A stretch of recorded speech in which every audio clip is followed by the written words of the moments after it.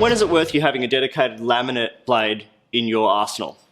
Well, as the name suggests, it's really effective for getting beautiful clean cuts on tricky to work with laminates like melamine or like a really high-end deco ply with a hard laminate that tends to splinter on the outside edge. The way this works is you've actually got an alternating grind on the tops of these teeth. You've got one tooth that does a rough scoop out of the material, and then the next tooth is a really, really fine slice of just those edges, so that those clean cuts that you're looking for are actually made by a really, really fine blade.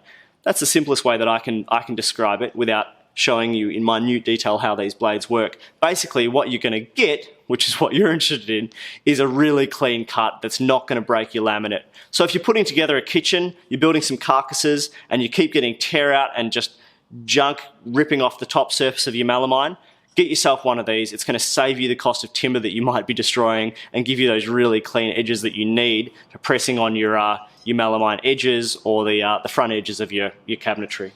So you might wonder, if this does such clean cuts, why not just leave it in your machine all the time? The trade-off for that really, really clean cut is actually a slower cut.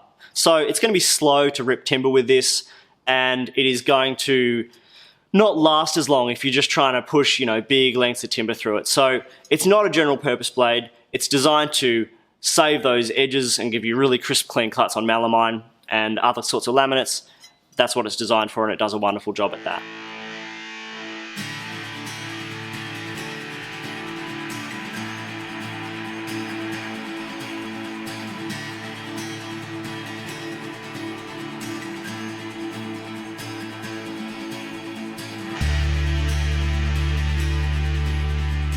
If you're looking for a more in-depth look at how to get the most out of your saw blades, check out this video that we made last year. It's a bit longer, much more detail, and you'll get some other great information there.